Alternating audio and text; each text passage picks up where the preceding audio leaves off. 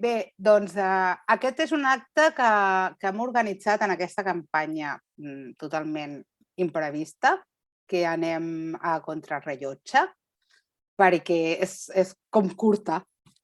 És com curta perquè no ens hem recuperat de l'anterior, que ja estem en una altra que acaba en un no res.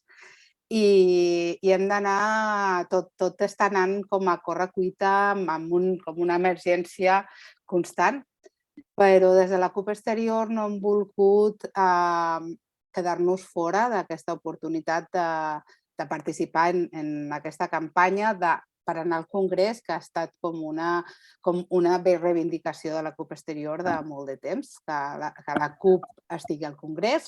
A les passades eleccions al Congrés es va acceptar per tota l'organització, amb molta alegria per part nostra, i aquesta vegada novament ens hi presentem i esperem com a mínim els mateixos èxits que l'edició anterior. Dir-vos que una cosa que ens està passant en aquesta campanya, en aquest acte i un altre acte que tenim previst, que és l'acte final de campanya, el proper dijous, dia 13, en dues companyes de la CUP Exterior. Robert, recorda'm els noms, sisplau. No estan confirmades encara. Són la Mariana, que està aquí present. Sí, de la CUP Exterior, la Mariana i l'Ester. De la nacional, Esther Sancho. Esther Sancho, que és candidata per Lleida. I la Montserrat Vinyet, que és parlamentària. I Montserrat Vinyet. Doncs aquestes quatre dones faran una taula rodona el proper dijous com a acte de final de campanya. I en aquest acte estic jo, la Dori, com a presentadora i moderadora, i tenim la Maria Sirvent com a protagonista de Nacional. I el que us volia dir que està passant una cosa molt estranya i per mi molt interessant en aquesta campanya és que totes les persones de l'Assemblea que estan treballant per tirar endavant els actes, treure els cartells, els mailings, la comunicació, són homes. I al davant són dones. I això és bastant inèdit. És bastant inèdit que els homes treballin a la rereguarda perquè les dones siguem les cares visibles dels actes. I volia posar-lo en valor.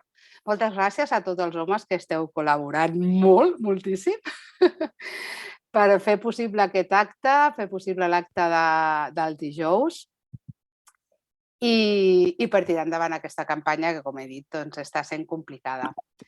Bé, la Maria va explicar-nos una miqueta què anem a fer a la CUP al Congrés i després que ens ho expliquis podrem fer un torn de paraules per poder fer preguntes o comentaris o una mica de debat. Si us sembla bé, endavant i hola a totes les noves incorporacions. Endavant, Maria.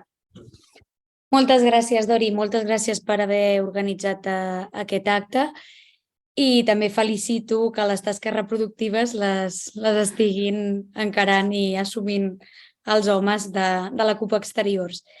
Moltes gràcies per tot plegat, perquè penso que en un moment de desafecció política i en un moment en què les eleccions ens han agafat, com deia la Dori, molt desprevingudes, un mes de juliol, és molt important que puguem fer actes com aquest, que tinguem l'espai per debatre i penso que estem prou en família com per poder-ho fer de forma pausada, preguntar-nos, interrompre'ns, en fi, que sé que teniu un marc i heu organitzat l'acte perquè jo faci una primera intervenció i perquè després puguem fer una ronda de preguntes, però us convido a que si hi ha qualsevol cosa en la que m'estic entretenint o que estic explicant que voleu matisar, preguntar, doncs endavant i sense cap problema perquè penso que estem prou en família.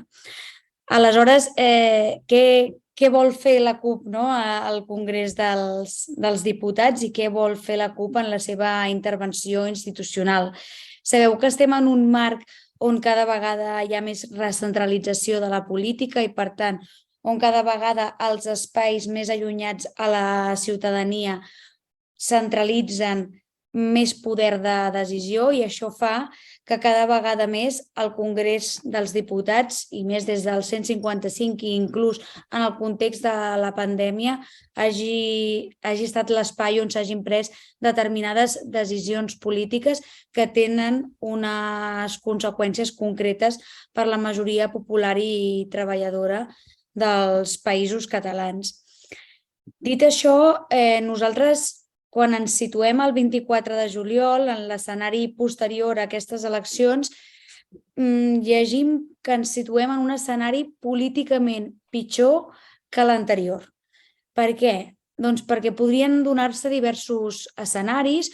Un escenari seria que guanya el Partit Popular amb el suport de Vox i, per tant, ens trobaríem amb que tindríem a la Moncloa uns esquadristes que el que fan és desnonar famílies, declarar la guerra als catalans i a tots aquells pobles dissidents amb els pilars del règim, a les treballadores, als migrants, a les dones, al col·lectiu LGTBI i, per tant, amb la intencionalitat de crear una societat fantasma on només hi caben els seus.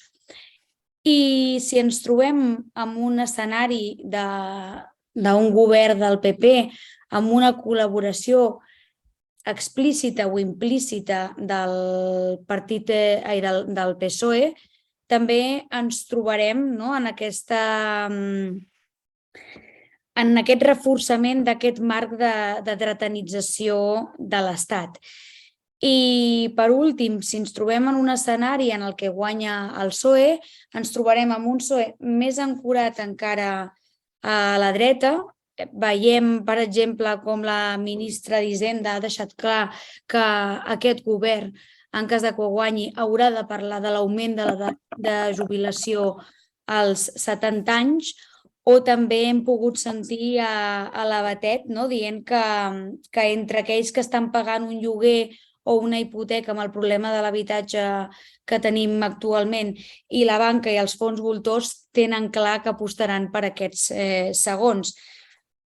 I és evident que des de la CUP no pensem que és el mateix que governi l'extrema dreta, la dreta, que governi el PSOE o que no ho faci la dreta.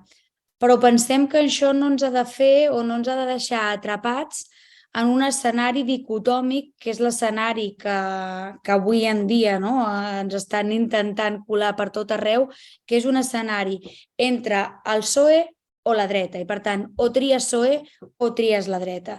Per què? Doncs perquè nosaltres pensem que aquest escenari del mal menor el que fa és donar-li més ales a l'ascens de l'extrema dreta, perquè el que estem fent és explicar a la majoria popular i treballadora que cap govern és capaç de poder garantir els drets de la majoria popular i treballadora del nostre país. I, per tant, per nosaltres és important que recuperem la iniciativa política i que tornem a recuperar aquell lema tan nostrat del no passaran i que ho fem des de les institucions, evidentment, com un instrument més a lluitar, però també des de tots els fronts. Ja sabeu que nosaltres entenem la participació a les institucions com instrumental i, per tant, nosaltres valorem la nostra intervenció institucional no com a bona ni dolenta per si, sinó que ho fem en funció de si entenem que aquesta participació institucional ens acosta o no ens acosta als nostres objectius polítics. I en aquest cas pensem que l'altaveu del Congrés dels Diputats és un front de lluita molt necessari per acostar-nos a aquests posicionaments polítics, perquè hem estat els únics que ens hem posicionat en temes claus contràriament a la resta de l'hemicicle i, per tant, hem estat una veu absolutament dissident al Congrés dels Diputats i creiem que és important que siguem sent aquesta veu dissident al Congrés dels Diputats. I sobretot en aquest context d'augment de la dretanització. Per què? Doncs perquè cada vegada s'augmenta més la guerra o l'enfrontament entre treballadores, entre pobles. Per què? Perquè ens estem disputant les condicions materials de vida amb els nostres veïns i veïnes i no llegim que l'amenaça es troba en unes elits econòmiques que el que estan fent és acumular en contra de la majoria de la població per mantenir precisament els seus privilegis. I, per tant, també sabem que estem actuant en un espai, en unes institucions que estan doblegades als interessos del capital i que, per tant, no deixen de ser instruments d'assegurament d'un sistema que volem combatre, però pensem que hi sigui una veu com la nostra és molt millor que no hi sigui aquesta veu en aquestes institucions. Aleshores, si fem un balanç dels 4 anys de govern de PSOE i de Podemos, doncs veiem que s'ha mantingut en gran part la legislació del govern de Rajoy, ho veiem amb la reforma laboral, ho veiem amb la llei Mordassa i que inclús s'han fet passos enrere respecte a la legislació que nosaltres ja podíem haver, que teníem en determinat moment, com per exemple amb una llei Vivienda que diu regular els lloguers però que ni atura els desnonaments ni regula els lloguers, com sí que ho feia la llei catalana al Parlament. Si volem ens hi podem entretenir tot el que vulgueu després a la part més de debat. Per altra banda, una reforma del Codi Penal i unes solucions individuals negociades en el marc d'una taula de diàleg que no ha aconseguit en cap cas posar a l'agenda la independència en el dret a l'autodeterminació, sinó que el que hem vist és una derogació del delicte de sedició a canvi d'una regulació dels delictes de desordres públics que afecta a la gran majoria de la població que lluita pels seus drets, ja sigui per la independència, pel dret a l'habitatge, per la defensa dels serveis públics i, per tant, amb un augment de les penes mínimes i, per tant, amb una entrada a presó assegurada per la majoria d'activistes que avui en dia estan al carrer patint les conseqüències d'aquesta repressió estatal per tal de seguir mantenint els privilegis de les elits i perquè els pobles no puguem expressar la nostra voluntat d'autodeterminar-nos. I també a nivell internacional l'alineament a cegues de l'Estat amb els interessos de l'OTAN. Ho hem vist això traduït en uns pressupostos que han estat els pressupostos més militaristes de la història, amb un paper absolutament indigne en la massacre de Melilla de fa un any del govern del PSOE i d'Unides Podem, i amb l'enèsima traïció al poble saharaui, amb la posició al costat de Marroc davant del conflicte. I davant d'aquesta situació, davant d'aquesta esquerra replegada, d'aquesta esquerra que diu agafar els postulats més progressistes dins de l'Estat, nosaltres pensem que no podem caure en cap cas en el discurs de la por, en el conformisme i en el no hi ha alternativa i no hi ha res més a fer i això és el que hi ha i, per tant, nosaltres ara mateix no podem acceptar la disjuntiva curtterminista entre el PSOE i el PP i Vox. I, per tant, nosaltres preferim parlar d'una disjuntiva entre drets i llibertats i feixisme, I en aquesta disjuntiva posicionar-nos sempre per als drets i les llibertats de la majoria de la societat. I, per tant, davant de tot això, també hauríem d'analitzar d'on prové aquest procés de dretanització, aquest procés de desmobilització i de desafecció. I pensem que també prové de la finalització de dos processos molt importants d'impugnació al règim del 78. Per una banda, el procés que va representar el 15M, d'impugnació al règim del 78, i per altra banda, un procés d'impugnació importantíssim que ha sigut un dels processos més massius de desobediència civil a tota Europa, que ha estat, evidentment, el procés d'independència, el referèndum de l'1 d'octubre i les vagues generals del 3 d'octubre i les posteriors que es van produir. I, per tant, nosaltres ara mateix llegim que aquests processos d'impugnació han arribat a un punt final i que cal novament tornar a obrir un procés d'impugnació al règim i per tant que cal prendre la iniciativa i que per tant cal defensar un projecte d'alliberament nacional i evidentment aparellat a un projecte de transformació social mitjançant un procés de ruptura amb un estat que no és reformable i per tant partint de la irreformabilitat de l'estat espanyol i de tots els seus tentacles i de tots els aparells de l'estat amb el règim del 78 i el que significa encara l'herència de la dictadura del franquisme i aquesta, com ho diria jo, d'aquesta cooperació amb les elits econòmiques de tots aquests poders de l'Estat i tot aquest procés de transformació social i alliberament nacional com una via, explicar-li a la gent que és una via per avançar en drets i per la millora de la qualitat de vida de la gent i que per tant que no estem parlant d'un canvi de banderes, que no estem parlant d'una posició egoista, sinó que el que estem parlant és d'una ruptura amb un estat en el que els nostres drets no hi caben, en el marc de la Constitució, de la sacrosanta unitat d'Espanya i del règim del 78 no hi caben els nostres drets i això està més que demostrat i per tant que hi ha d'haver-hi un nou escenari d'impugnació a l'Estat. I per tant, per això, per nosaltres és molt important disputar-li la sobirania a l'Estat i a les elits econòmiques més enllà del marc establert. Com dèiem, les institucions són un marc d'assegurament d'un sistema que volem combatre, que és el sistema propi de la reproducció del capital i, per tant, nosaltres que volem un sistema propi de la reproducció de la vida, hem de poder explicar-li a la majoria de la població que dins d'aquestes institucions el que es diu que és just, és injust, és possible o no és possible, està polititzat i, per tant, que no hi ha una justícia imparcial que pren decisions per qüestions d'equilibrar els drets de la ciutadania amb els de les elits econòmiques, que no hi ha unes institucions que legislen per fer o per posar al centre el benefici col·lectiu, sinó que hi ha unes institucions, uns poders judicials,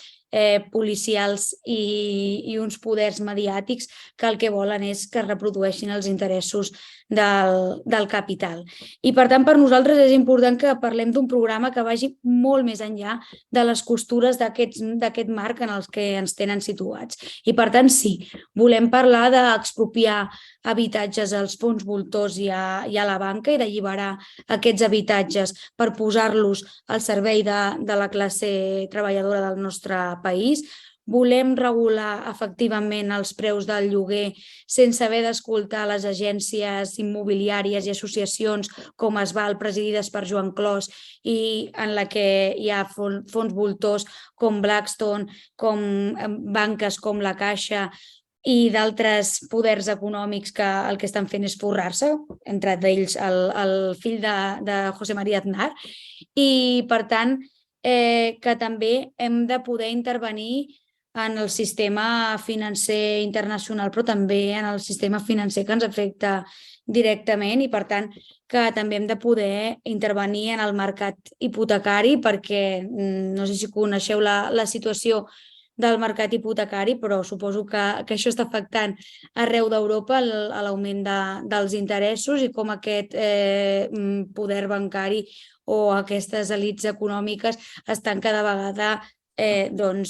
acumulant més interessos de la majoria popular i treballadora que es veu obligada a finançar-se amb bancs per aconseguir allò que és necessari per viure, amb allò que li diem la financerització de l'economia. I també pensem que cal un canvi de xip molt, molt gran en relació a l'aposta per l'habitatge públic, perquè avui en dia l'habitatge públic als països catalans no arriba ni tan sols al 3% en contra dels percentatges que hi ha en d'altres països d'Europa, que crec que no cal que em posi a desenvolupar. Per altra banda, també pensem que és molt important que parlem de control de preus.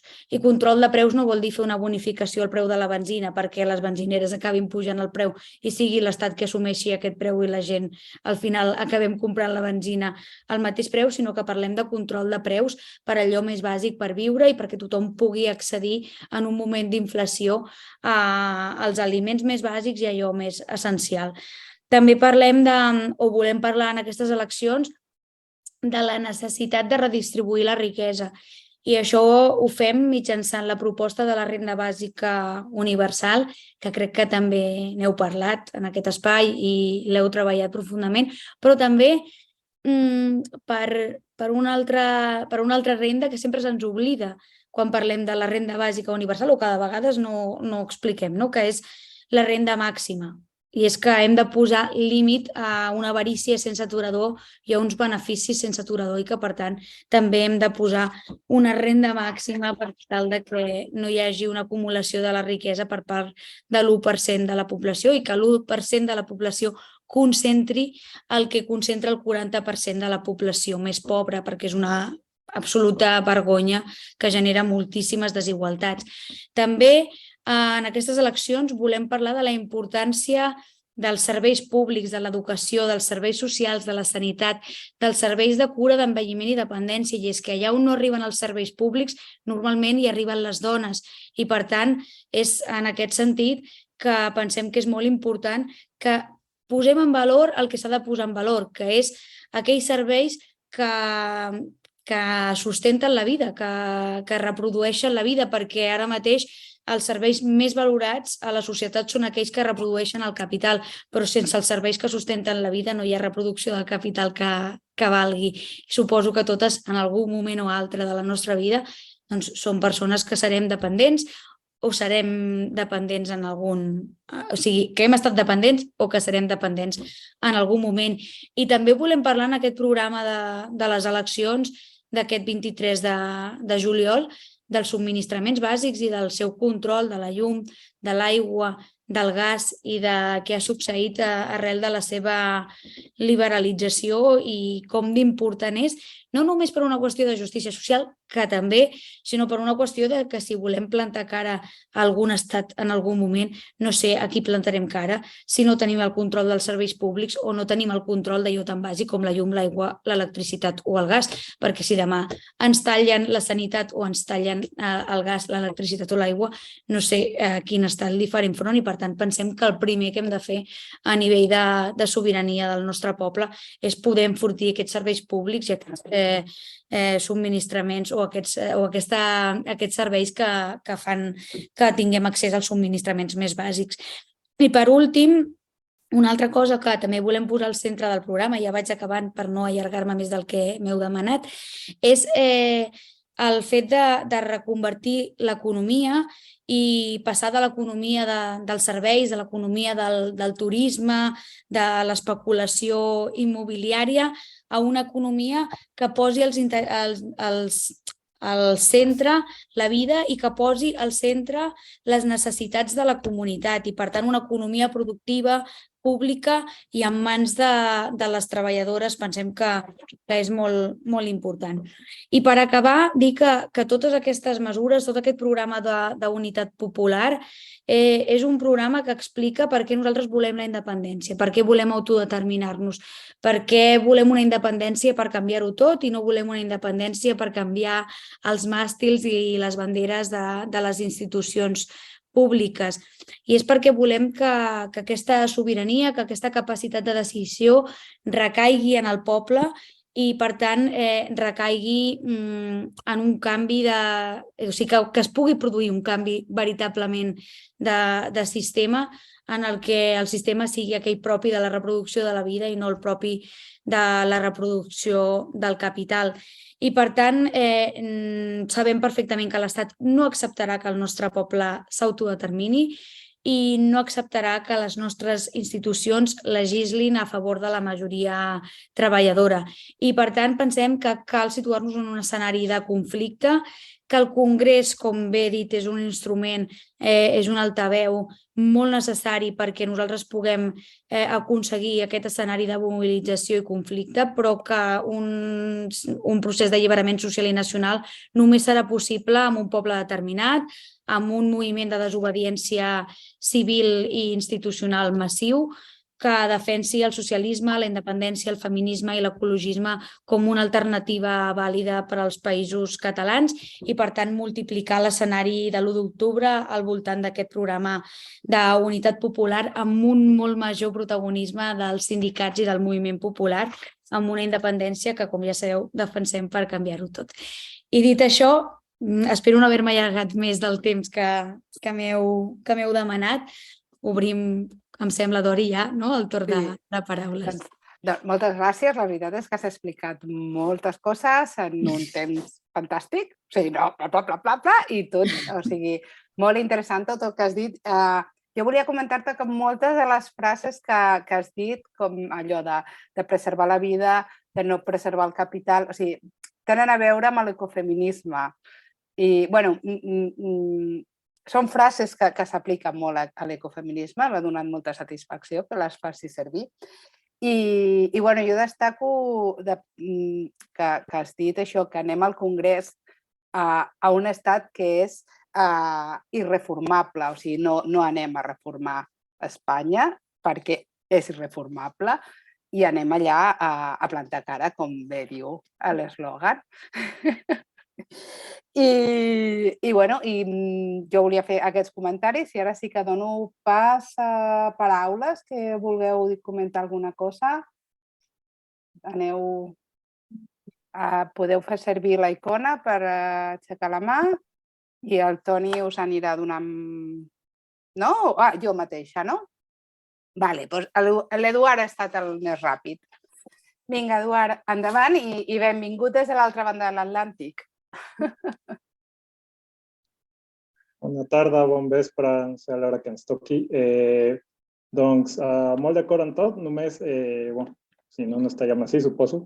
Tinc un dubte. Pot ser perquè, no sé, sigui una qüestió generacional, estar molt a prop de gent de 20 anys i també de coses que hem xerrat als grups de Telegram. Si algun moment la CUP s'ha plantejat com afegir coses d'aquesta qüestió de tractar de fer una resposta a les polítiques de la identitat que estan com sent molt sentides a la gent més jove, no només a Mèxic i a l'Amèrica Llatina, també en general a tot Occident. Jo sé que és una cosa complicada, no? Hem xerrat algunes vegades d'identitat catalana i aquestes coses, però sí és una cosa que ens amoïna a algunes persones, no? Que la gent més joveneta estiguen votant molt a la dreta per entendre com dintre d'aquesta dretanització, no? Per tractar d'afegir-se d'una idea d'identitat, no? I cultural. I almenys jo crec que cal una resposta des de l'esquerra anticapitalista, no negar-la, sinó com podem abordar. Jo sé que és una cosa molt complexa i més aviat també com poder instrumentalitzar aquesta discussió a un programa molt concret que doni una resposta, però sí crec que cal almenys tindre-la en compte. Gràcies, Eduard. Maria, donem pas a una altra pregunta i després donar contestació? Vale. Hi havia una altra que havia demanat, però bueno, s'ho deu haver repensat. Josep Maria, endavant. Gràcies. Bé, jo el que he arribat 10 minuts tard i, per tant, si alguna cosa s'ha dit i jo no l'he sentit, disculpeu. Però només volia preguntar, sempre em plantejo en el moment en què hi ha unes eleccions, en el moment en què hi ha un discurs polític, l'especificitat del discurs en mesures concretes de com pensem portar aquestes polítiques globals a accions concretes. I, per exemple, no sé en quina mesura plantegem l'abordatge del turisme massiu. Parlem de que sí, que volem una ciutat no de serveis, sinó una ciutat més productiva, però quina idea tenim de l'abordatge del turisme de masses, de la regulació hiperhotelera, com pensem fer això? les idees que tenim una i una altra vegada sobre la hisenda pròpia, els sistemes de finançament, els sistemes de recaptació d'impostos, els sistemes de mantenir-los, com ho fem això? Com ho expliquem a la gent? Com positivament fem passar el nostre missatge de què és allò que volem? El mateix en temes ambientals. Em semblen molt bé els principis, els grans principis, però sabem, per exemple, que la recuperació d'envasos, el reciclatge, està en mans de lobbies molt concrets que tenen nom i cognoms, que hi ha possibilitats de fer això. La CUP, què pensem fer? Com ens ho plantegem? Quina estratègia tenim? Quines idees concretes posem damunt de la taula? I així aniria avançant, no? És a dir, el mateix que també vaig comentant a la COP i que vaig comentant en altres entorns, no? Els sectors productius, no? Una i una altra vegada, i portem dècades sentint que un dels sectors més vulnerables i més afectats, en particular en Catalunya, però també en altres llocs de l'Estat, és el sector dels autònoms, un sector especialment matxacat per l'Estat, amb càrregues impositives inacceptables i que són el motor productiu d'aquest estat i un dels models que s'han tirat endavant i que segueixen endavant. Com pensem la CUP recolzar totes aquestes persones que estan treballant amb un esforç diari i que reben una i una altra vegada uns impactes impositius que no poden sostenir, no? Resumint, l'especificitat de discurs en la praxi de mesures concretes, com el tenim pensat i com el pensem explicar.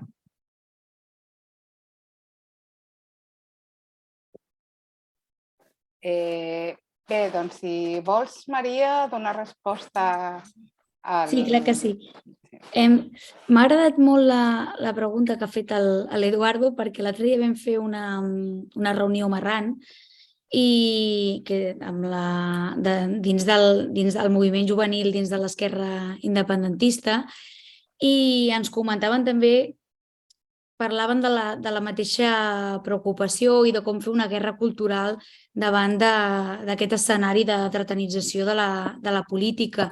I, de fet, estan treballant propostes que crec que són interessants, no? Propostes com en contra de l'antifeminisme o algunes càpsules que no vull parlar perquè estem fent una retransmissió, diguem-ne, de l'acte, però si vols en algun altre moment podem parlar-ne perquè tenen algunes idees interessants que crec que està bé que puguem compartir i que ells estan treballant per fer-ho d'una forma més viral a xarxes socials i que tingui un ganxo per moltíssima gent a la que potser nosaltres no arribem de la mateixa manera. I, per altra banda, el Josep Maria comentava com fem l'especificitat dels programes i que moltes vegades llancem missatges genèrics sobre l'economia productiva, sobre com ens enfrontem al turisme o d'altres,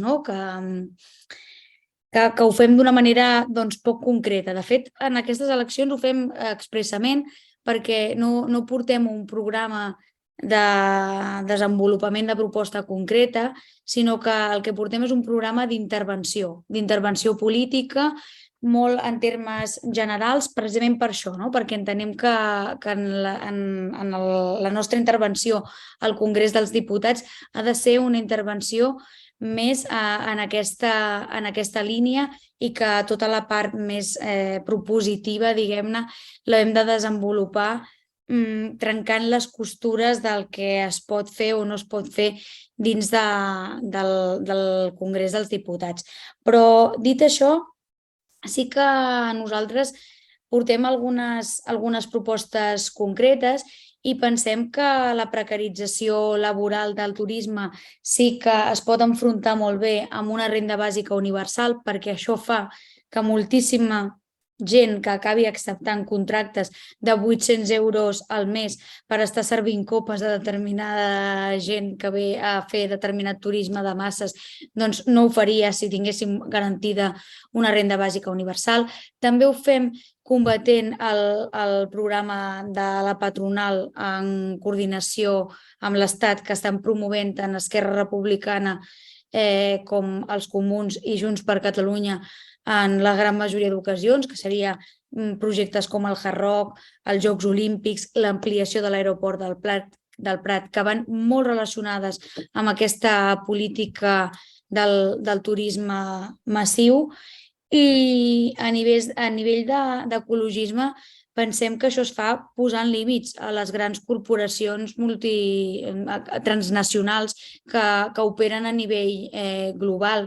I, per tant, de totes formes, d'alguna manera hem de poder posar límits a aquestes grans corporacions que fan negoci inclús amb això que deies tu, del greenwashing i d'aquesta manera de posicionar-se en favor de polítiques d'una suposada vessant ecologista que finalment acaben sent polítiques que segueixen reproduint el sistema que volem combatre. I en quant al sistema, has parlat de la hisenda pròpia, d'un sistema de finançament.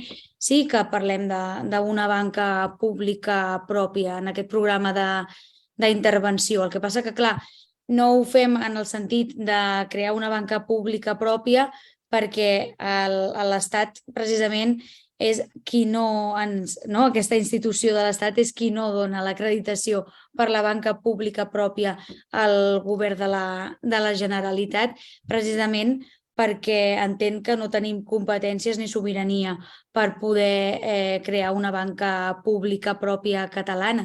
I, per tant, ho hem de fer mitjançant aquest procés de conflicte i inclús s'ha intentat aconseguir aquesta certificació per part del govern amb la Unió Europea i ha quedat molt, molt amagat, però tampoc amb aquest procés d'intentar arribar a aquesta certificació per als canals europeus establerts s'ha aconseguit poder generar aquesta banca pròpia i, per tant, pensem que cal fer aquest procés de ruptura perquè dins d'aquestes institucions és impossible la generació d'aquesta banca pública pròpia per als canals institucionals establerts actualment en el sistema.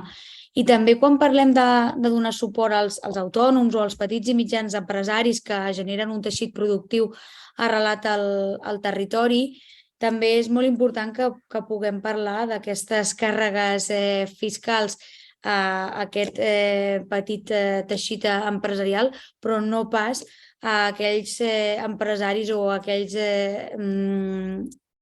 actors econòmics que acumulen més d'1 milió d'euros i que fan passar tot el seu patrimoni tant per SICAPs com per SOCIMIs per tal de fer elusió fiscal amb instruments absolutament legals que hauríem d'abolir des del minut 1. I això seria molt fàcil fent una llei concreta que pogués acabar amb instruments com les SICAPs o les SOCIMIs, que en un primer moment tenien els tècnics d'Hisenda el control a les seves mans i que finalment ha acabat en la Comissió del Mercat de Valors i la Competència per tal de que puguin seguir fent de les seves i puguin seguir eludint impostos sense que això sigui controlat per cap legislació estatal. Moltes gràcies, Maria. Toni té una pregunteta. Endavant, Toni. Gràcies. Encantat de veure gent de tants llocs, d'Itàlia, de Suècia, d'Argentina, d'Equador, en fi, de Madrid. Està molt bé. Bé, la pregunta, més enllà de la qüestió estratègica, que tu crec que has exposat molt bé, jo et volia fer més una pregunta de caràcter tàctic. És a dir, en el millor dels casos, la CUP tindrà 1, 2, 3 diputats al Congrés de Madrid, tal com pinten les coses, això dels 3 és molt optimista, però tant de bo encertem. Però aleshores la qüestió és, per treure la màxima rendibilitat per les propostes que tu has exposat, quins són els espais de col·laboració parlamentària que pots realment crear a Madrid? És a dir, amb Junts ho veig complicat, amb Esquerra no ho sé, amb el Bloque potser, amb Bildu no se sap mai, però d'una forma o altra, és a dir, la CUP està obligada a pensar en quin serà el seu espai tàctic de construcció d'alternativa dins del Congrés a Madrid i sobretot segons el tipus de govern que hi hagi. Això seria una pregunta. I la segona és, jo diria, una mica com es poden aprofitar aquests diputats o inclús aquest espai de col·laboració amb altres esquerres per el que diríem l'embat internacional. Bé, és lògic que a nosaltres ens preocupi això, no? Perquè durant aquesta darrera legislatura, home, sí, la veritat és que quan a l'Albert Botran se li ha demanat fer coses per aquí i per allà, sempre ha estat disponible per tot, no? Però potser cal ser una mica més ambiciosos, cal veure com els diputats catalans, bascos, gallecs a Madrid poden trobar espais també de col·laboració al Consell per la República, està l'Adrià aquí, per exemple, o potser amb altres instàncies internacionals. No dic l'ANC perquè últimament porten una deriva tan delirant que sincerament em començo a preocupar. Bé, serien les dues preguntes. Gràcies. Pregunta al Robert i després dones contestació, Maria. Et sembla? Vinga, endavant, Robert. Sí, hola, Maria, moltes gràcies per la teva presència aquí amb la CUP Exterior. No, la pregunta meva és més què podem fer davant de tot aquest argumentari a favor d'una abstenció independentista. Com podem respondre? És una campanya que està tenint bastanta força a Twitter, sobretot, però també ens trobem amb persones reals que ens ho diuen, no? De tant en quant, no? I estan, bueno, és una campanya, en la meva opinió, basada molt en l'antipolítica, però que a vegades et deixa una mica descol·locat i no saps ben bé com respondre davant d'aquest sector, no? I què podem fer? Quin seria una mica la línia per als militants i activistes per poder respondre en aquest tipus de debats? Gràcies, Robert. Endavant, Maria. Tens aquí... No, feu unes preguntes molt interessants. I respecte a les aliances polítiques, pensem que tota aliança política per assolir els objectius que ens plantegem és bona, d'inici. I, per tant, penso que les aliances polítiques s'han de valorar també com valorem la intervenció institucional i, per tant, en funció de si ens acosten o no als objectius polítics que ens plantegem. Per tant, aliança amb les altres forces polítiques que representen nacions sense estat, sempre que sigui a favor de poder garantir el dret a l'autodeterminació dels nostres pobles per poder ser realment independents, i totes aquelles polítiques, és a dir, i totes aquelles aliances necessàries amb totes aquelles forces sobiranistes que defensin una transformació social per millorar les condicions de vida de la gent. Què ens ha passat amb les aliances polítiques aquests últims o aquesta experiència que hem tingut en aquesta última legislatura, que ha sigut la primera al Congrés dels Diputats? Doncs que no hem coincidit en l'estratègia política. I sobretot també ens parlaves de com podien contribuir aquestes aliances polítiques en la internacionalització del conflicte. I en aquest sentit pensem que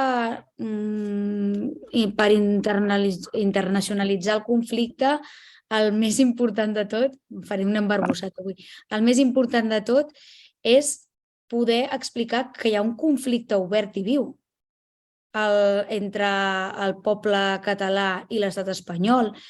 I ara mateix, amb aquestes polítiques de concertació entre el règim i els partits que representen les nacions sense estat, doncs ens sembla que no ens acosten als nostres objectius polítics i, per tant, el fet de defensar projectes com el Hard Rock, els Jocs Olímpics, l'ampliació de l'aeroport o d'altres projectes que el que fan és ajuntar l'agenda de la Moncloa amb l'agenda del Parlament de Catalunya, fan que a nivell internacional es vegi com si hi hagués hagut un retrobament i un apagament del conflicte, perquè realment no hi ha diferències entre la política que defensen aquells que volen construir un nou estat i els que avui representen l'estat que volem enderrocar.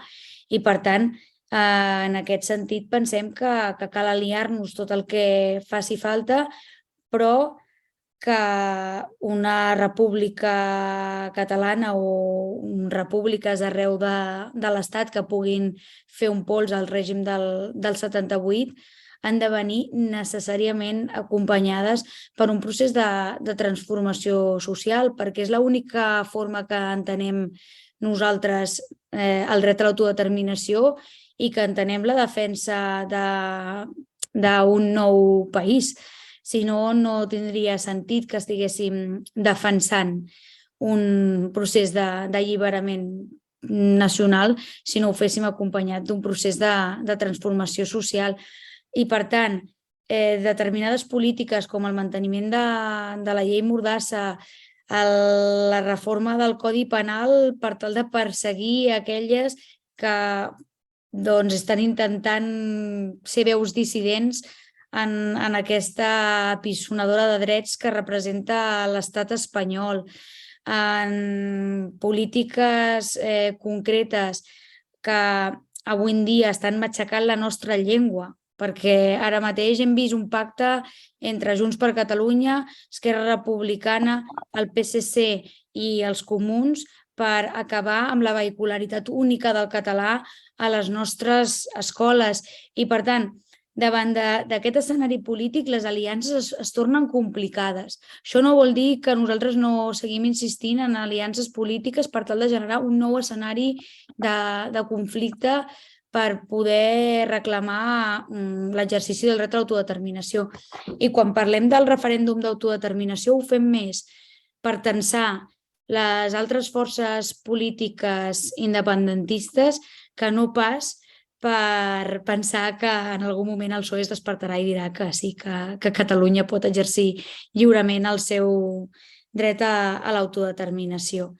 I, per tant, pensem que és important que les seguim tramant, que les seguim traçant. Precisament per això estem fent una ronda de relacions polítiques discreta. Estem parlant amb tots els actors, tant de la societat civil com de la resta de partits, per veure com estan llegint l'escenari, com estan veient el possible escenari de dretanització que ens ve, i també ens estem preparant per aquest escenari postelectoral en aquest sentit per poder traçar les aliances polítiques que siguin més favorables als nostres objectius. I en relació a la campanya abstencionista, penso que hem de poder explicar-nos bé, perquè hi ha una sensació de desencís o una sensació de desafecció que potser hem alimentat nosaltres també explicant que en 18 mesos de la llei a la llei, d'una forma, en base a un processisme màgic, aconseguiríem la independència i que l'estat espanyol no reaccionaria com ha reaccionat, no?, davant d'un poble que es vol autodeterminar i que està determinat per als seus drets. I, per tant, m'han decepcionat, no tornaré a votar mai més a ningú perquè aquesta gent no fa el que li hem dit, no?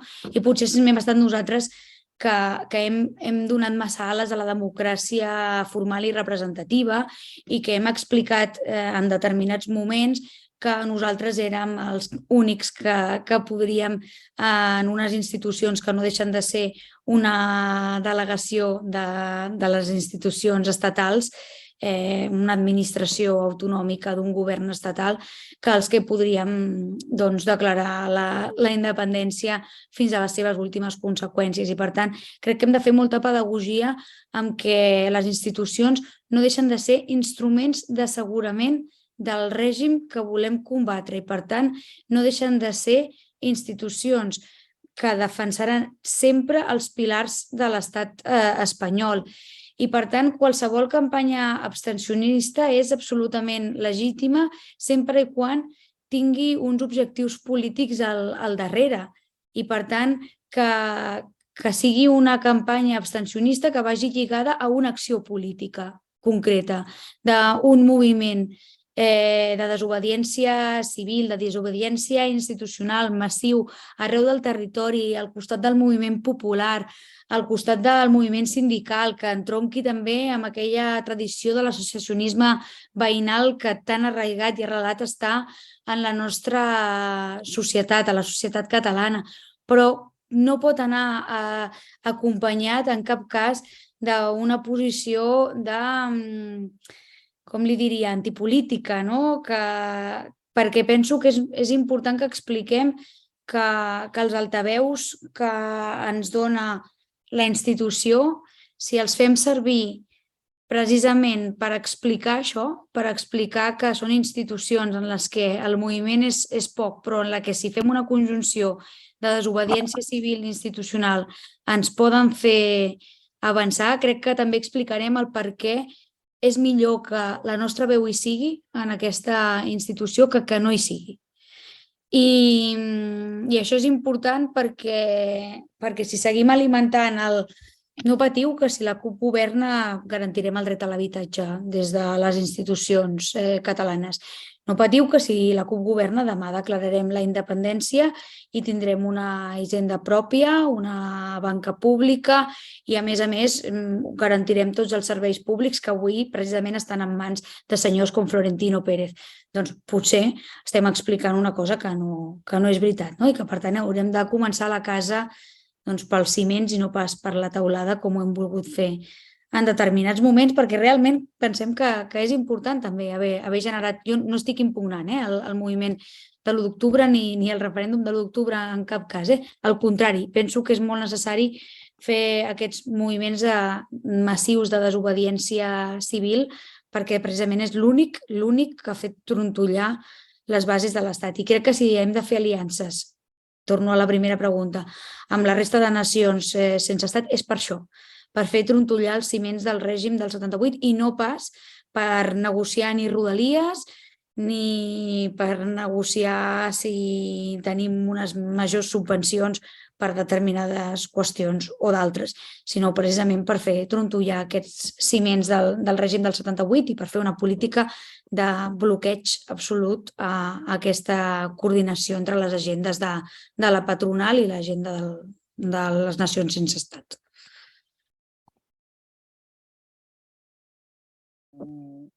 Doncs ha estat genial les respostes, Maria. Ens tens a totes aquí en candeletes. I ara tenim la Cristina de Madrid, que voldrà fer-te també una pregunteta. Hola, Cristina. Hola, bona nit. No, jo volia preguntar-te, perquè a mi em sembla que l'aliança més natural de la CUP amb altres moviments d'altres nacions de l'estat espanyol seria amb Bildu. Seria amb Bildu perquè està també lluitant per la llibertat del País Basc. Però jo he llegit, i també demano la teva opinió, que Bildu està molt a prop de l'Esquerra Republicana de Catalunya. Amb la qual cosa, no sé si és veritat o no, és el que jo he llegit. I el qual ja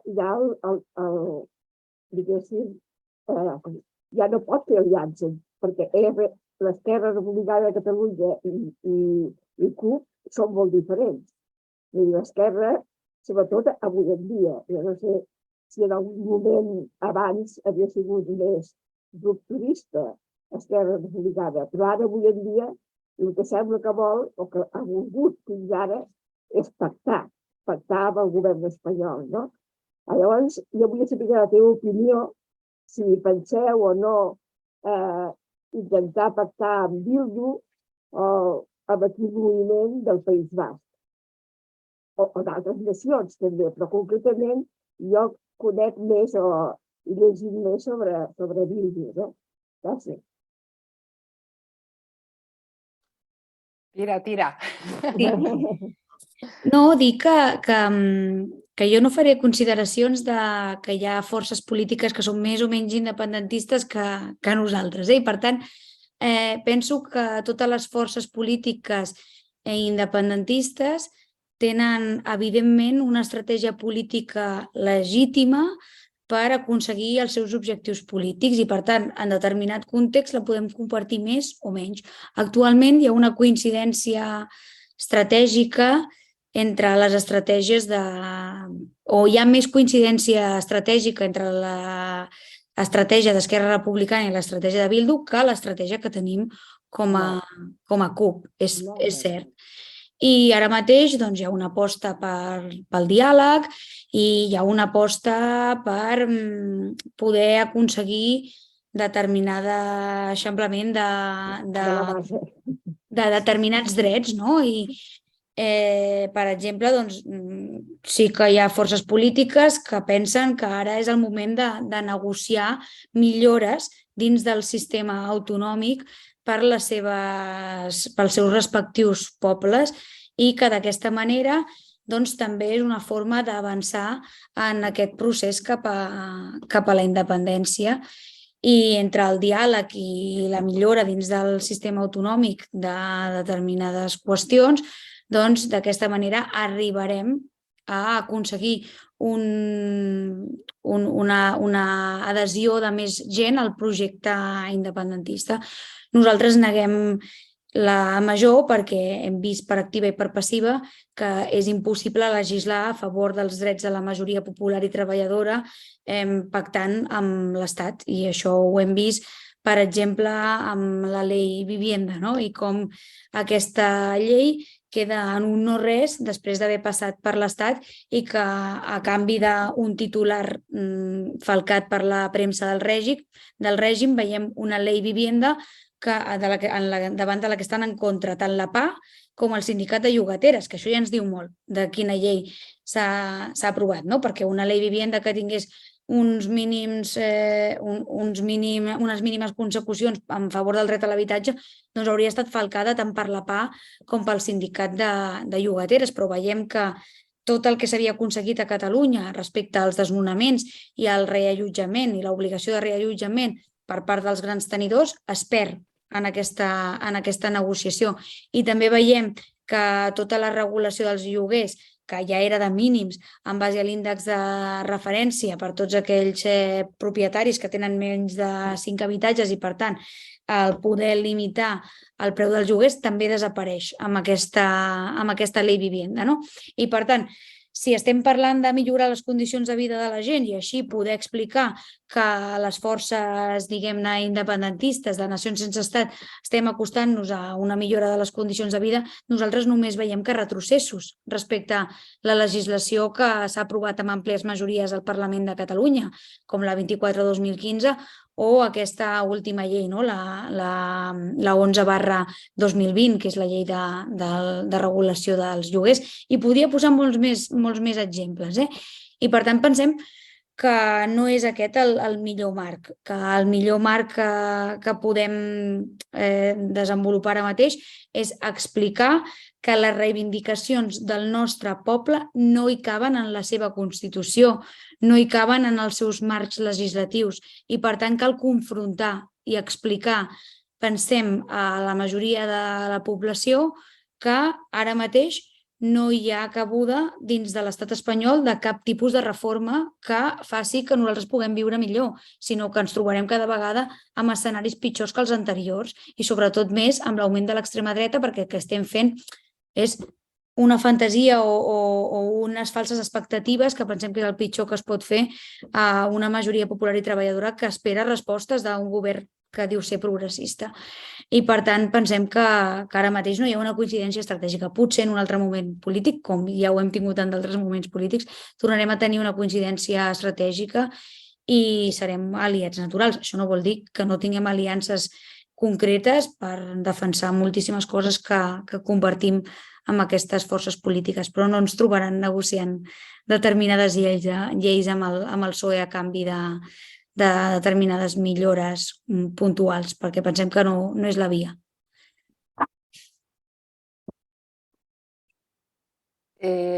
Doncs moltes gràcies. Bé, abans estan aquí escrivint demaneu paraula i comenteu. en lloc d'escriure al xat.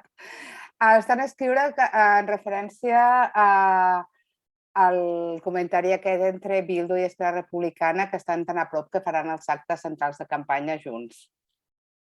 I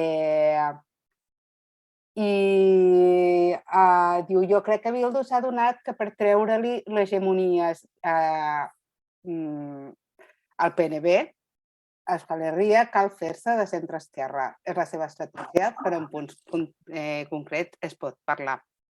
Sí, segurament que, com dius tu, Maria, que pot haver-hi en algun moment alguna concordància, però sí que les actituds dels últims temps no ajuden gaire. No ajuden gaire perquè sembla això, sí, que s'apropa una mica a aquest centre-esquerra o aquest voler negociar, voler reformar l'Estat des de les autonomies, que a mi m'ha semblat una explicació molt clara i molt brillant, això de... O sigui, sí que és allò de destruir la casa de l'amo amb les eines de l'amo, que han d'estar, però hem de ser conscients que són eines de l'amo, que no hi tenim la propietat sobre aquestes eines, amb la qual cosa no ens permet fer tot allò que voldríem fer en moltes ocasions. I Dori, una última coseta en relació als comentaris que s'han fet al xat. Digues. És cert, no?, que quan un vol aconseguir la centralitat política en el seu país ha de fer determinats moviments, i aquesta forma d'aconseguir la centralitat política també s'ha de veure reflectida en els resultats electorals, i potser hi ha hagut una impugnació de l'estratègia d'Esquerra Republicana amb els resultats electorals en el moment en què la centralitat política no ha acabat en les seves mans, sinó que acabarà en mans del Partit Socialista a Catalunya. És possible que a Bildu li hagi anat una mica millor a l'hora de prendre-li l'hegemonia política al PNB que no pas a Esquerra Republicana intentant prendre-li l'hegemonia política al Partit Socialista, que segurament acabi sent el gran vencedor d'aquestes eleccions. Bueno, veurem, perquè lamentablement és allò, s'ha posat aquest panorama del gran monstre que està ensenyant les urpes, que és allò del mal menor, i és terrible, és terrible. Hem de dir que també hem de fer autocrítica, vull dir que no vull criticar, i també hem de saber que no hem estat una alternativa a aquest vot de càstig a Esquerra Republicana i no se'ns ha traslladat a nosaltres, i per tant hem de saber per què no ens hem sapigut presentar com una alternativa, i per tant això també és una cosa que ens ha de portar a la reflexió. Sí, és cert, aquesta tendència de posar-nos els tres partits independentistes en el mateix sac, alguna cosa no hem sabut traslladar amb la suficient eficàcia com per... No! Però bueno, aquí estem per intentar transmetre que no volem fer el que estan fent, que volem continuar fent el que pensem a nosaltres que ens funciona o que hem de... Més que el que ens funciona, que és el que ens toca fer, que els que ens comprometem a fer. L'Eduard té una altra pregunteta. Vinga, endavant, Eduard.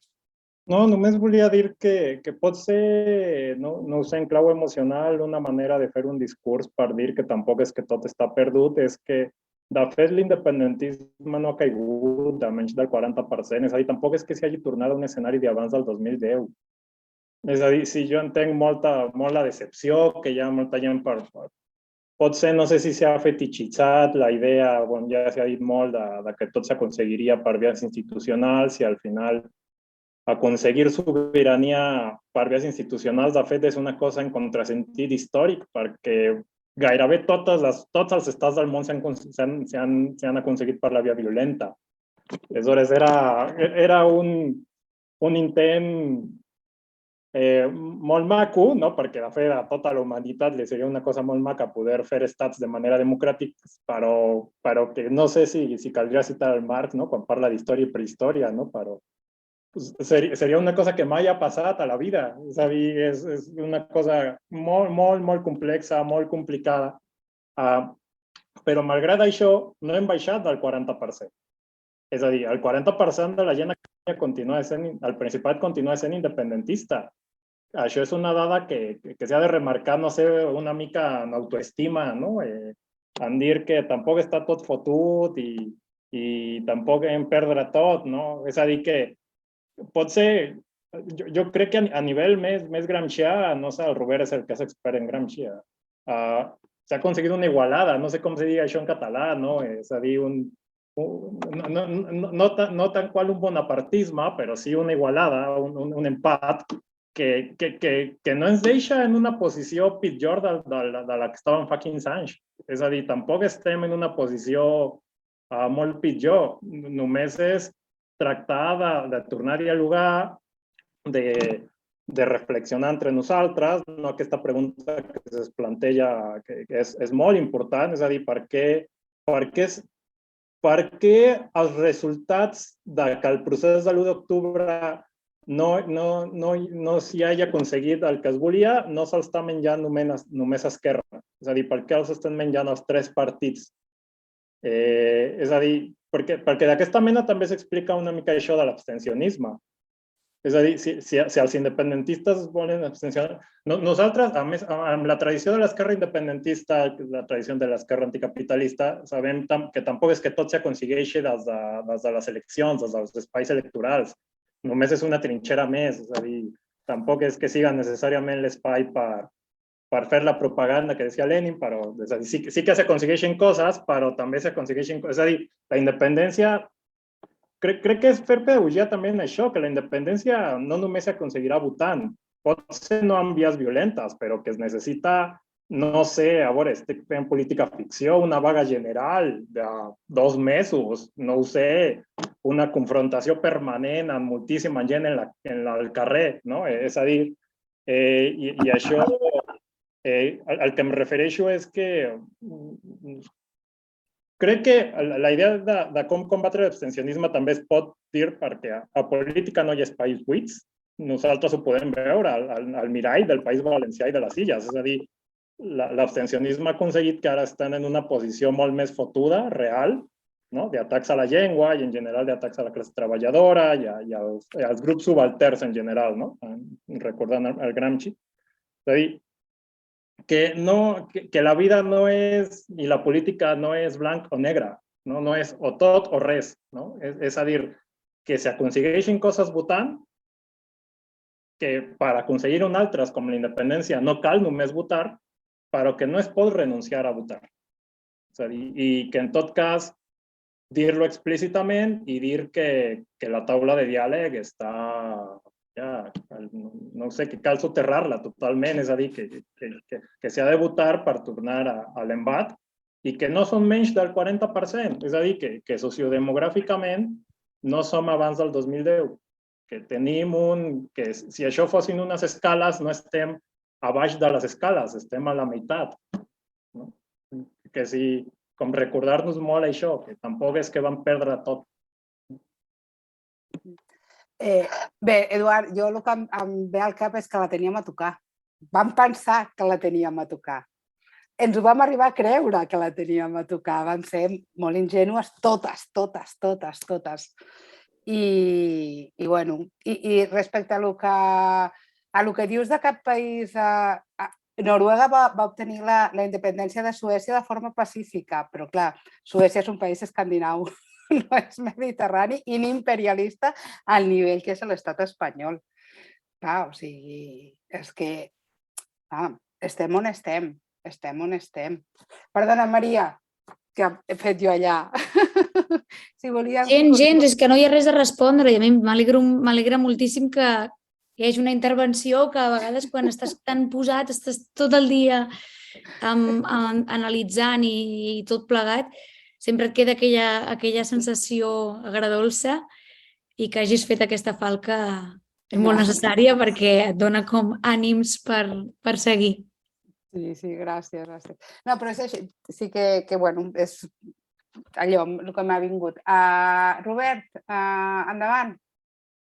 No, és una petita falca també publicitària, abans de que marxi la gent, perquè veig que ha vingut alguna gent que feia dies que no dèiem, que necessitem, si voleu col·laborar com a representants de llista als diferents països, representants de la CUP. Encara esteu a temps, si voleu participar, d'enviar-nos un correu a exteriors@cup.cat.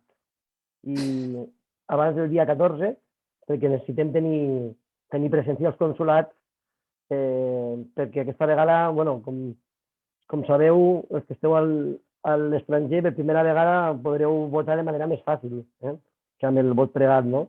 I crec que val la pena aprofitar-ho. Només és això, Moltes gràcies, Robert. Moltes gràcies. Esteu d'allò més aplicats. Bé, bueno, sí, a veure com va aquesta edició del vot, perquè sembla ser que estan havent-hi problema ja amb el vot per correus.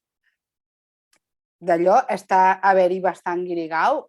Ja normalment a l'estiu el correus és un caos, doncs tot el vot per correus aquesta... Estàs mutejada, Maria? Que l'Alexandra ja ho té fet, això, Que l'Alexandra ja ho té fet, això, Llavors ho està ensenyant. Mira. Sí. Clar, però nosaltres ho enviem per correus al nostre consulat, no l'enviem a Espanya. Però allò, dins del territori espanyol, està havent un caos que bueno, estan dient que no es garantirà tot el correus, perquè hi ha molta gent que votarà per correus, perquè és període de vacances. O sigui que a veure com va el vot exterior, perquè sumem a l'altre problema. Digues, Àlex. No, només comentar que, de fet, el que estàvem ensenyant són els documents per poder votar, però que de fet no votaré per correu, aniré al consulat, seré al consulat també per ajudar els que vinguin i poder explicar com és el procés si algú es perd amb què és el que ha de signar, què és el que no ha de signar, etc. Perquè ja em van anul·lar el vot l'última vegada, a les últimes eleccions, per no haver posat el nom al darrere, que no estava ni tan sols a les instruccions ben explicat. Per molt que ens ho hagués explicat el Toni 40.000 vegades. Ostres, doncs aquests vots ens anaven molt bé, Doncs sí, Encara ho estem gravant. No oblideu signar el sobre per darrere. No oblideu signar el sobre en el que posareu la papereta del Congrés, la papereta del Senat i el certificat. Aquest sobre ha d'anar signat per darrere. A les eleccions del 28 de maig van haver-hi quasi 5.000 vots nuls. I la gran majoria d'aquests vots nuls va ser perquè la gent es va oblidar de signar per darrere. Estic parlant de vot exterior, Perdó, no he trobat la mà per aixecar la mà.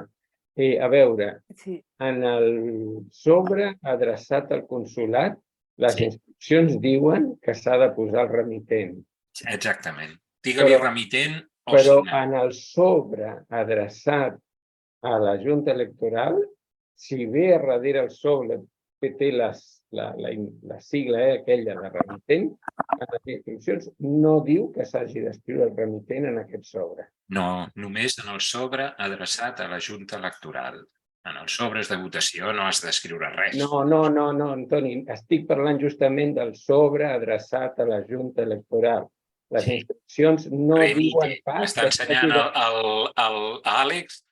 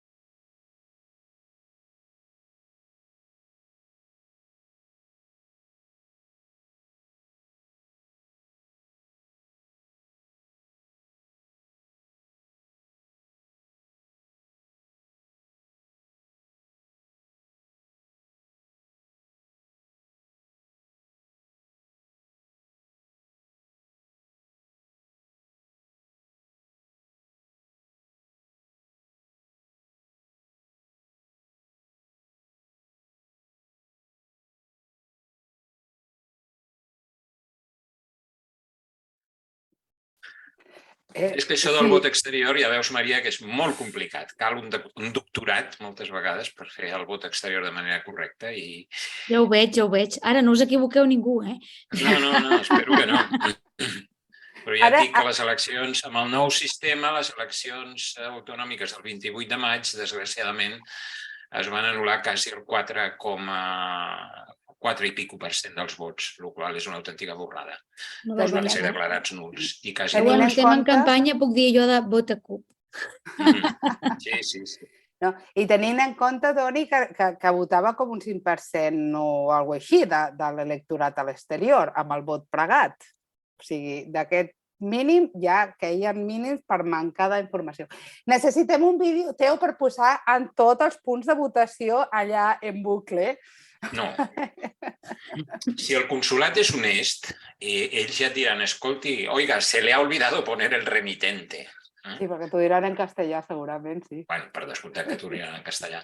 Però si tu has enviat per correu i has oblidat de posar el remitent i posar un gargot de signatura, doncs, bueno.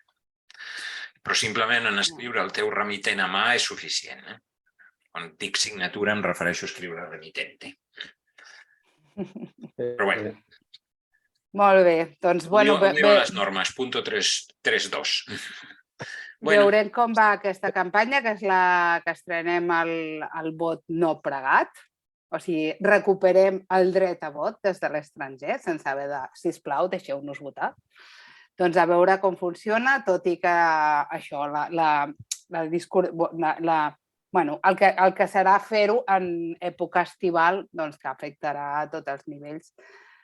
Però, i a més, això, la manera que, com han començat, com s'ha plantejat aquestes eleccions, la ressaca que portem de les que acabem de viure, i bueno, amb ganes de continuar i de continuar estant i a tot arreu, a molestar a tot arreu. A molestar hem d'anar a tot arreu. Bé, hi ha alguna que vulgui comentar alguna cosa més? Josep, vale, sí, que no trobaves... No trobo la mà, eh? Sí, la deus de tenir. Estàs a l'ordinador? Sí, soc a l'ordinador. A reaccions? Molt difícil. A reaccions? Ara. Va.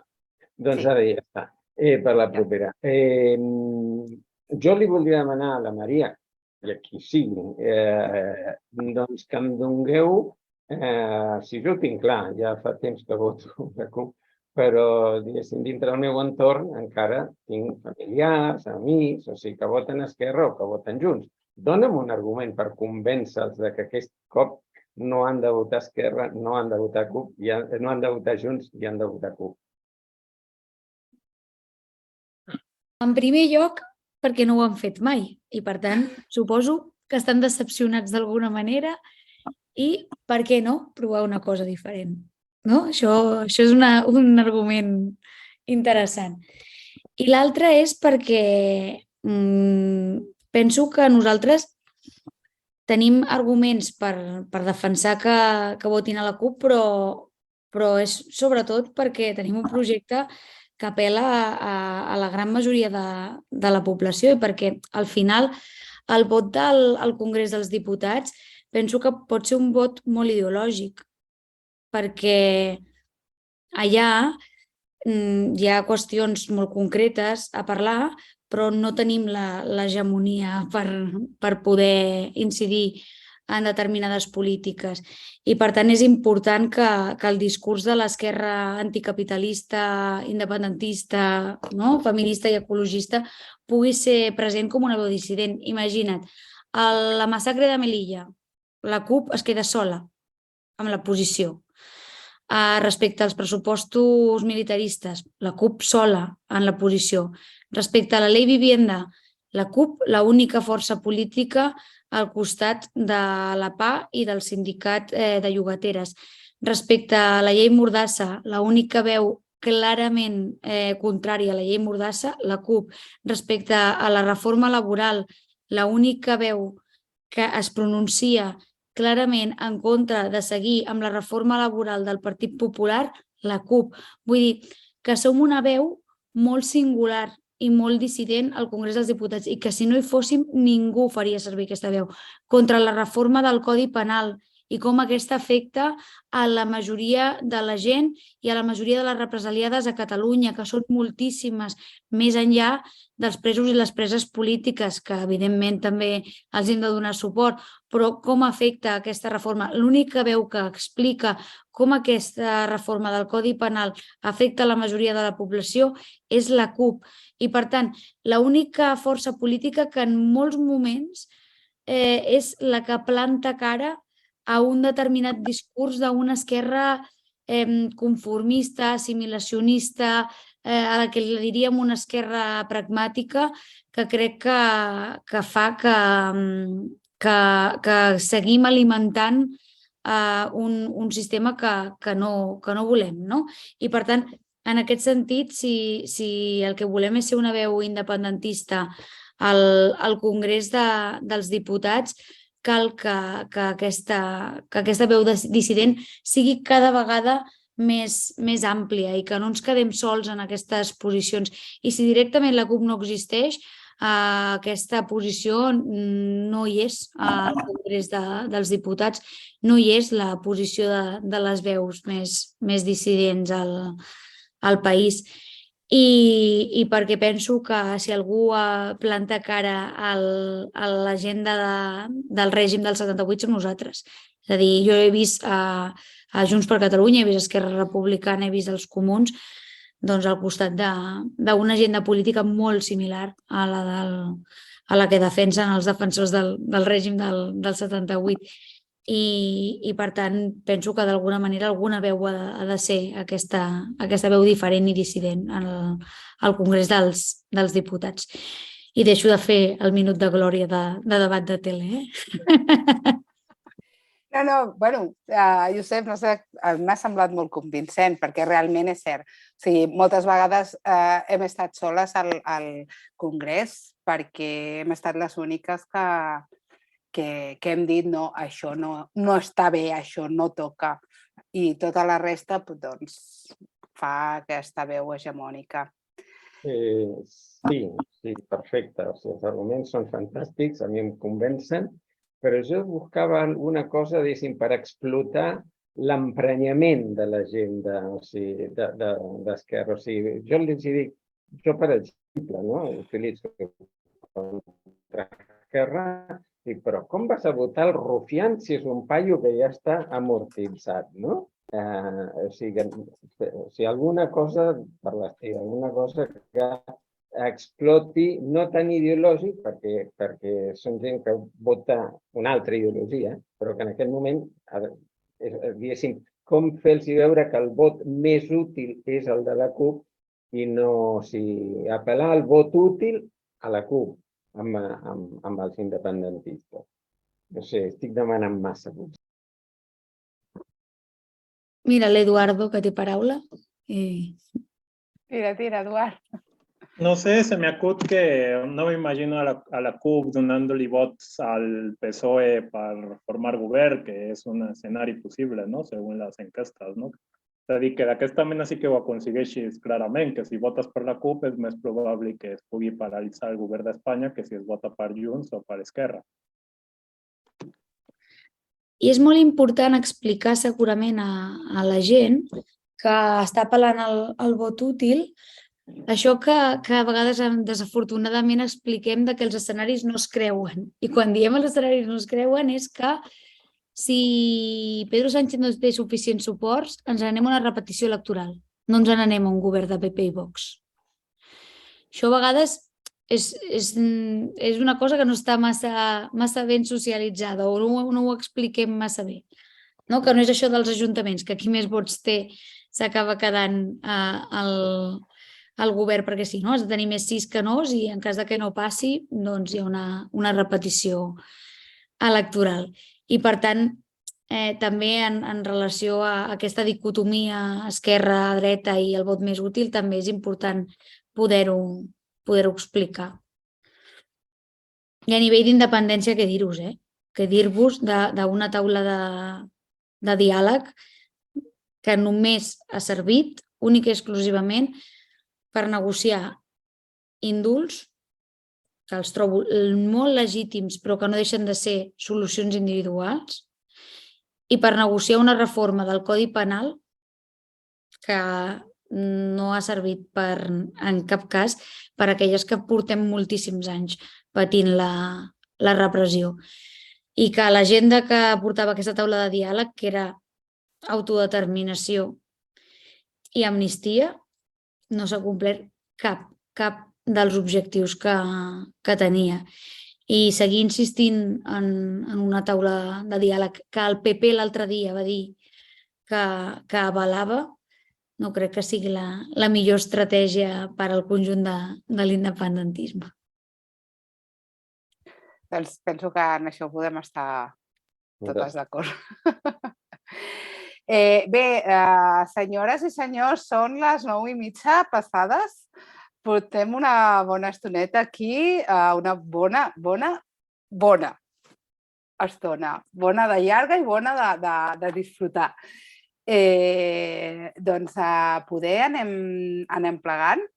Tianta, moltes gràcies, Maria, per tota aquesta informació que has compartit amb nosaltres, tan ben explicada, tan adient, i totes les preguntes de les participants i dels participants que ens ha ajudat molt i una mica entre nosaltres també clarificar.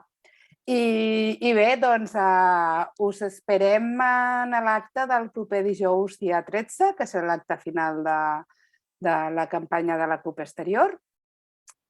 Us esperem com a representants de llista als vostres punts de votació, als vostres països. I moltes gràcies per haver vingut, moltes gràcies per confiar en el projecte de la CUP i tu has dit, Maria, voteu CUP. Moltes gràcies a totes. És molt guai estar en un lloc on hi ha persones que esteu arreu del món i poder compartir amb vosaltres. Ho hauríem de fer més sovint. Ho intentem. Vinga, doncs, adéu-siau.